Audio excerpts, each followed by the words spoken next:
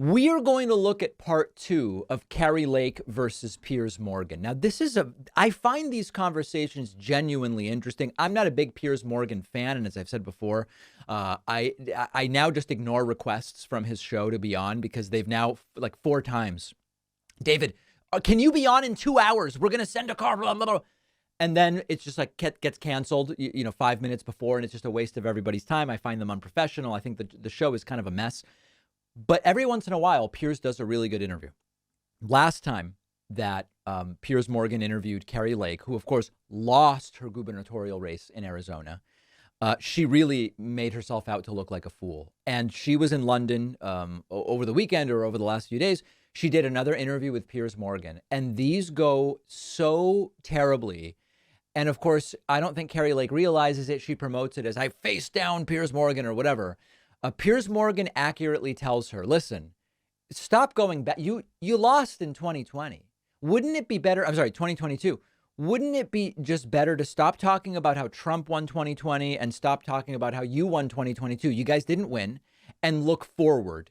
And Kari Lake apparently doesn't agree because she's got to keep the grift going. You and Trump both refuse to accept the result of democratic elections. And I say to you, in all sincerity, I think it's a vote losing premise. That's fine. To keep saying, I didn't lose when you did, you're better off going, Piers, I lost that time, next time I'm going to win. Piers, I totally understand that. I understand what you're saying.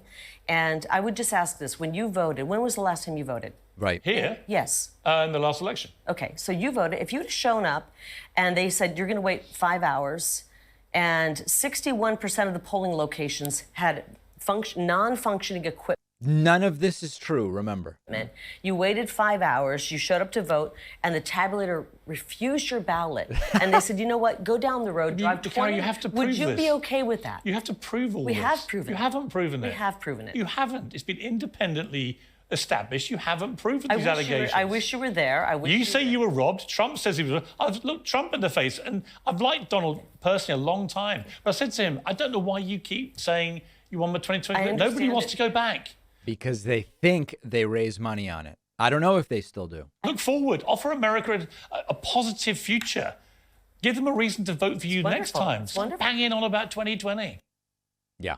Listen, I agree completely with what Piers is saying. And it really does seem, there was a while where it seemed like it was actually good strategy to keep harping on that. And there was a while where the balance seemed clear. You're attracting more people and money than you're turning off by continuing to talk about how you were robbed. Even though many Republicans still do believe Trump won in 2020 and some believe Kari Lake won in 2022, at this point, it seems like it's becoming increasingly a net negative because it just doesn't offer a vision of anything. And what's even more delusional is that in a subsequent moment during this interview, Kari Lake, when she's asked by Piers about, listen, are you going to run for Senate now in Arizona? She continues to talk about getting the right outcome for the 2022 election. Again, we are now 5.5 months from the anniversary of her losing in Arizona. And she is still claiming we're fighting it. We're fighting it. Katie Hobbs is the governor of Arizona. That's it. But she keeps talking about it. You want to be senator of I Arizona? want to see fair and free elections. Answer my question. You want to be the senator? I'm not sure what my future holds, to be honest. I'm working right now on our election case. That's the center of my universe right now. Would you like to be senator of Arizona? And if for some reason we don't get a fair outcome in our election, I will run for Senate, most likely. You will? Most likely. So you're declaring now? No, I'm saying most likely if we don't have a fair outcome in... Now, of course, she's not going to be crowned governor of Arizona. So I guess she's saying she's going to run for Senate. She calls it getting a fair outcome. What she means is somehow kicking Katie Hobbs out of office, which is not going to happen. Katie Hobbs is the governor.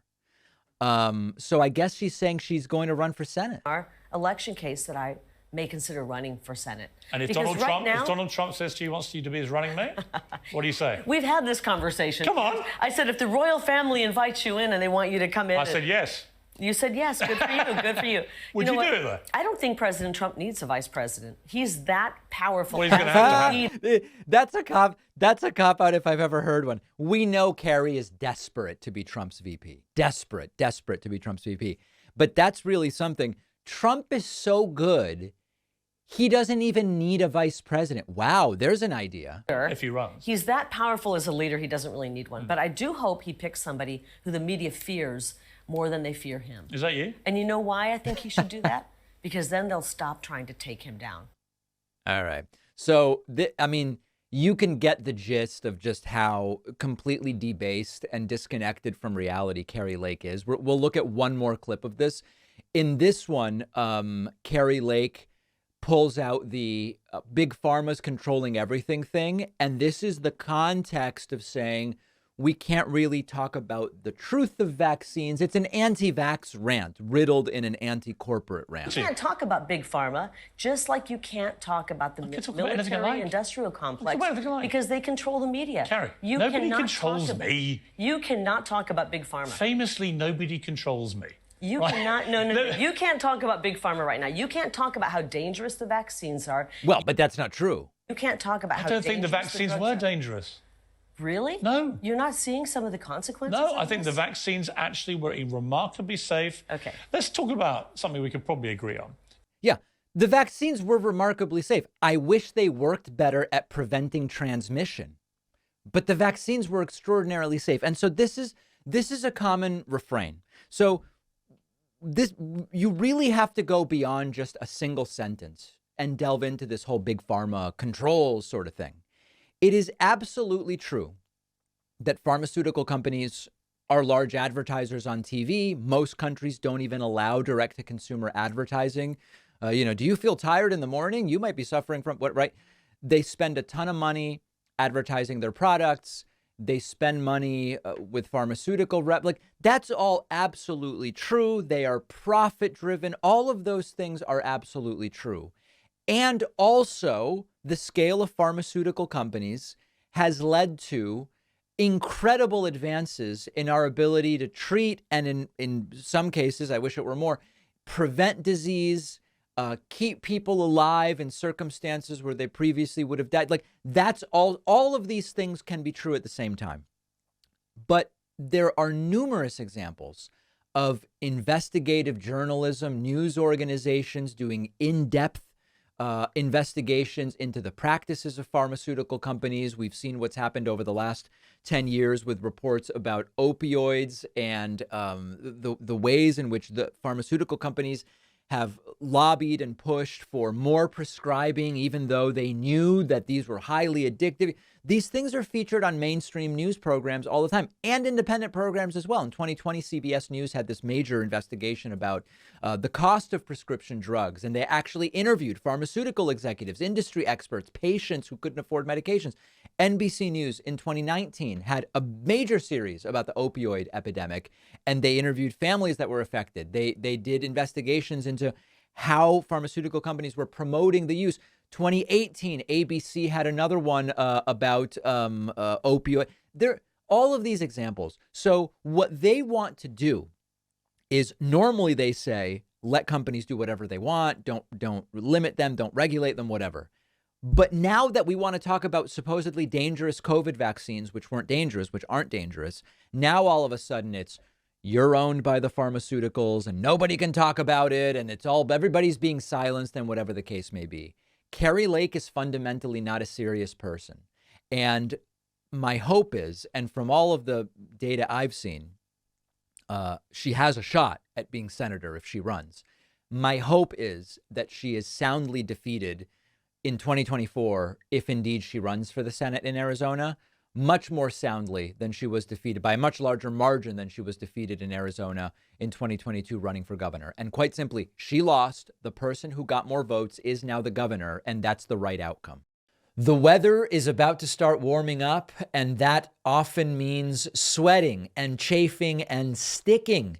Sheath is the men's underwear that once and for all puts an end to all of that nonsense. Our sponsor, Sheath Underwear, has designed unique boxer briefs with an ergonomic compartment built to keep everything separate and dry and cool and comfortable by allowing air to circulate everywhere it needs to be. No more readjusting all day. Sheath offers a huge variety of designs and patterns. Over 500,000 pairs have already been sold. Also, check out their super comfortable bamboo t-shirts. Sheath has amazing customer service, super fast shipping, along with over 20,000 five-star reviews. Sheath is also actively working with multiple nonprofits that deal with mental health and homelessness, which you support when you get Sheath underwear. I've had a great experience with Sheath underwear. I know you will too. Head on over to sheathunderwear.com/Pacman and use the code Pacman for 20% off. The link is down below.